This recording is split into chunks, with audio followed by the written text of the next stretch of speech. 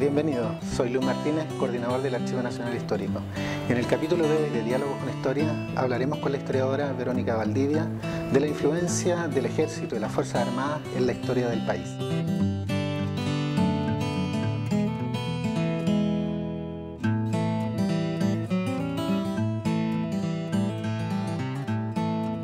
Bueno, Verónica, en primer lugar te quería agradecer por tu colaboración en estos diálogos con historia.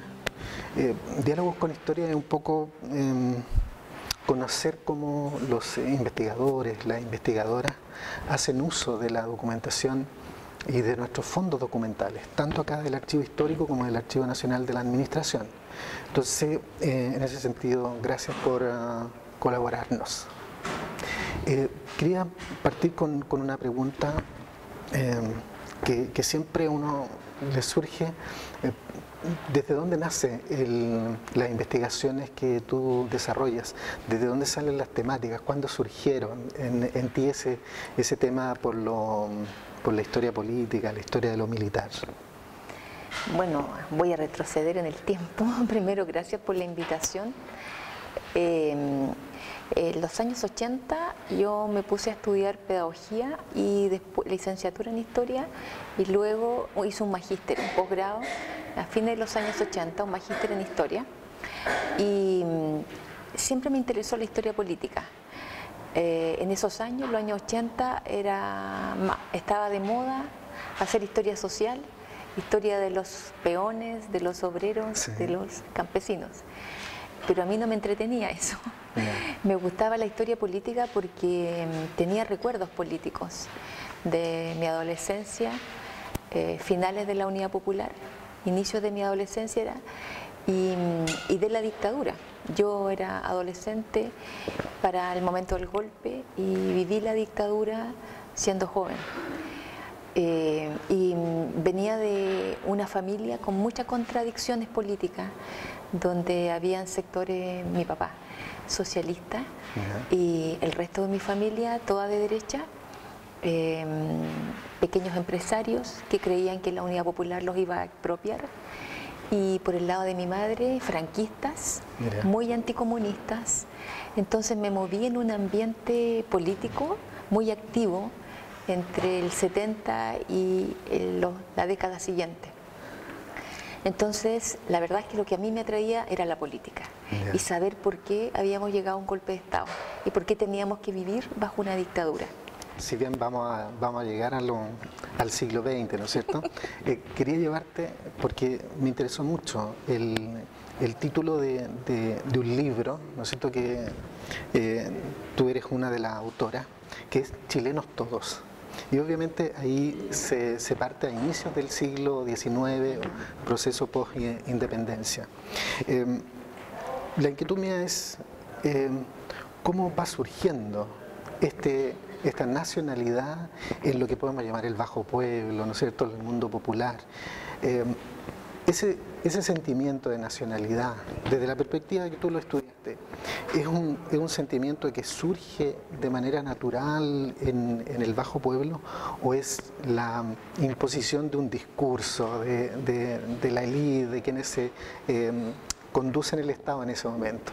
¿Cómo trabajaste tú ese tema en ese texto específicamente? Fue bien interesante porque, bueno, esto fue parte de una línea paralela que yo hacía, porque si bien yo trabajaba historia política, trabajaba con Julio Pinto, que es historiador social, hacía historia social, participaba en esos proyectos también, y la idea de él era estudiar al mundo obrero.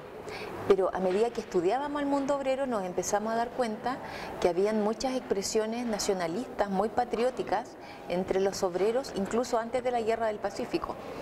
Y entonces era como una situación muy rara, digamos, porque no se suponía que los obreros eran clasistas o los peones que no tenían espíritu de corte nacional porque no tenían sentido de nación.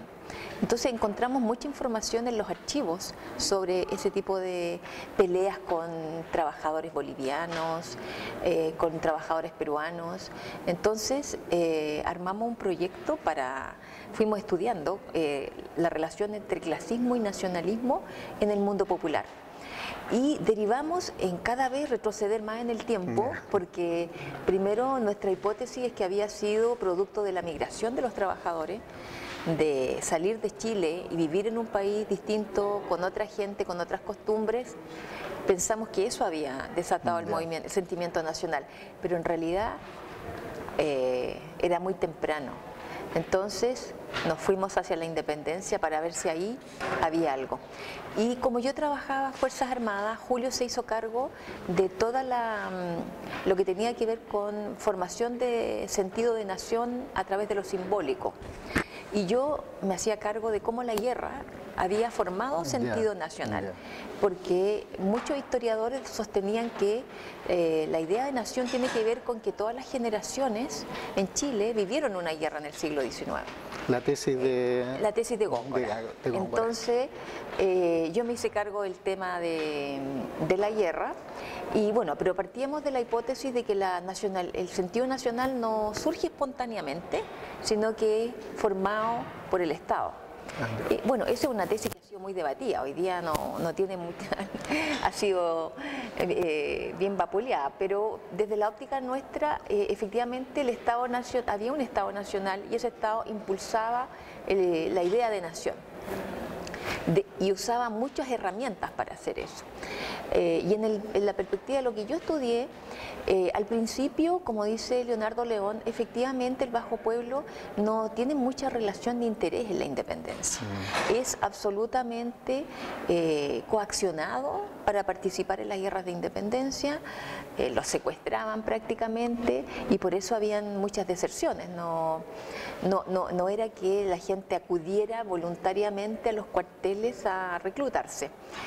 Pero con el transcurso de las décadas, en la medida que hubo tanta guerra, ya para fines de los 20 y principios de los años 30, yo encontré documentación acá en el archivo que demostraba que los reclutas solicitaban al Estado un reconocimiento por el aporte que ellos habían hecho al Estado Nacional.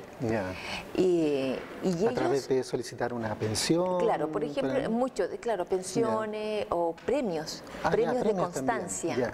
Premios de constancia ellos solicitaban por haber participado en la batalla de Cancha Rayada, por haber participado en el Roble, por haber estado en la batalla de Maipú, por haber seguido a los patriotas que atravesaron la cordillera y después volvieron en el ejército.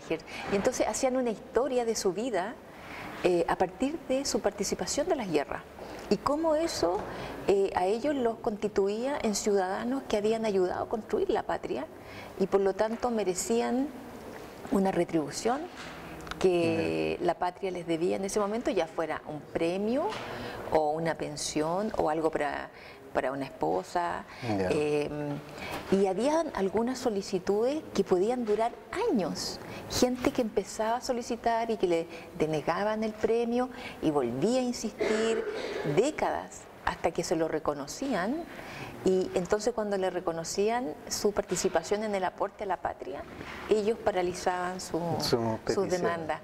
Entonces ahí había como una sensación de ser parte de una nación que se estaba construyendo, y esa participación era expresiva era la guerra, y eso se podía encontrar tanto en las guerras de independencia como en la guerra de la Confederación, y posteriormente nosotros lo encontramos en la guerra del Pacífico, que también ellos hacían alusión de que era un territorio ganado gracias a la fuerza de los trabajadores, de los peones, digamos, de los chilenos. Desde ese punto de vista, estos temas que tú has investigado, ¿en qué medida te han ayudado nuestra documentación, la documentación que guarda o que conserva el archivo histórico, en este caso, o el Archivo Nacional de la Administración? ¿Cómo ha sido tu experiencia buscando las fuentes a partir de nuestros índices, de nuestros catálogos? Uy, sin el archivo no habría podido hacer casi nada. A ver, yo soy como fundadora del archivo Matucana para mí. Sí, tú me contaste algo, No sé por qué le dicen ARNAT, no sé. Era el archivo siglo XX originalmente. Bueno, originalmente no había nada. En los años 80, fines de los 80, cuando yo empecé a ir, no existía solamente este archivo que está acá en Miraflores, que conserva información hasta el siglo XIX. Pero como yo quería estudiar siglo XX, me informaron que había una maestranza de ferrocarriles en la calle Antofagasta y que si yo quería ver documentación fuera para allá. Y fui, y el personal era una maravilla, eran don Pablo Ramírez y Zenén, que está actualmente allá en Matucana, y efectivamente era una maestranza y estaban todos los volúmenes todavía ahí sin poder ser llevados a un lugar. Y yo trabajé ahí con delantal y con guantes y ellos me enseñaron a trabajar porque no sabía, me enseñaron que eran circulares, providencias, oficios. Los tipos documentales. Todos los tipos de documentos que habían, y el libro de la milicia lo hice en ese lugar, antes que se formara el archivo siglo XX que se hizo en los años 90. Y la verdad es que la información que yo conseguí en el archivo, que era fundamentalmente Ministerio del Interior, archivo del Ministerio del Interior, algo del Ministerio de Guerra, y acá revisé Intendencia. Lo que yo obtuve ahí fue lo que me permitió dar una visión distinta a otro historiador que en ese mismo momento estaba trabajando sobre la milicia republicana y que no vio esa información. Y eso me permitió colocarlo en una perspectiva de la transición, de la reposición de un gobierno civil, darle otra mirada a un mismo fenómeno que estábamos mirando dos personas. La verdad es que sin el archivo siglo XX, que después se llamó archivo siglo XX, no habría sido posible. Es una documentación maravillosa, tiene muchas cosas, informaciones, en algunos casos todavía en esos años se pueden encontrar documentos confidenciales, después ya no, después del 48 ya no, ya no. Pero conserva una riqueza informativa que es fundamental para hacer historia del siglo XX. A ver, sin querer, voy a volver un poco al tema militar, porque me queda una pregunta ahí dando vuelta. Sin querer hacer futurología así, digamos, barata, la importancia del ejército, de las Fuerzas Armadas en la historia del país, y mirando un poco hacia adelante, el desarrollo del país. ¿Tú encuentras que esta participación ha sido demasiado importante y por lo tanto ha determinado el desarrollo del país? ¿O las Fuerzas Armadas debieran jugar un rol distinto y no tan influyente finalmente en el lineamiento político, en el desarrollo político del país? No sé si me entiendes, pero han jugado un rol a lo mejor histórico demasiado importante en el desarrollo del país. ¿Cómo eso debiera ser hacia adelante? Han sido importantes porque los civiles han colaborado a que sean importantes. Y por tanto el futuro depende de los civiles. No debemos recurrir a las Fuerzas Armadas en términos políticos porque la subordinación de las Fuerzas Armadas responde a que la guerra tiene una lógica política, no tiene una lógica militar. Y si una guerra se decide por razones políticas, entonces quienes la deciden son los civiles, no las Fuerzas Armadas. No las Fuerzas Armadas. Las Fuerzas Armadas son el instrumento para un objetivo y por lo tanto ellas deben ser subordinadas al poder civil. Son los civiles los que tienen que solucionar los problemas políticos, somos nosotros los civiles, y no derivar las decisiones civiles al mundo militar. Eso no significa que las Fuerzas Armadas estén marginadas de el devenir del país, porque efectivamente la guerra todos esperamos que no ocurra y tienen que haber mecanismos para resolver pacíficamente las disputas internacionales. Y eso debería llevar a reflexionar a lo que decía en un comienzo. El tema es definir las funciones de las Fuerzas Armadas. ¿Qué función social cumplen? ¿Para qué tenemos Fuerzas Armadas y cómo ellas pueden colaborar al desarrollo del país? Pero siempre desde una perspectiva de subordinación y de disciplina. Y yo creo que efectivamente ellos tienen razón cuando dicen que pueden colaborar al desarrollo del país, no me cabe la menor duda. Cuando hay una catástrofe, son las agrupaciones que tienen mayor implemento para sacar a personas que están aisladas o para acercar material, alimentos, bueno, en fin.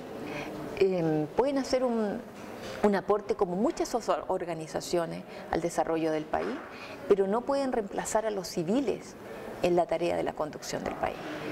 Porque entonces tendríamos que modificar nuestra noción de la política, de la distribución del poder,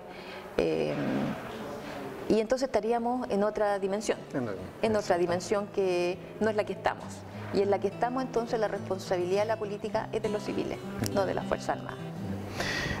Bueno, Verónica, nuevamente agradecerte, esperar que sigas consultando nuestros fondos documentales, tanto en el archivo de la Nacional de la Administración, ex siglo XX, nuestro ex depósito San Alfonso, donde tú empezaste, donde empezaste a trabajar tu primer trabajo.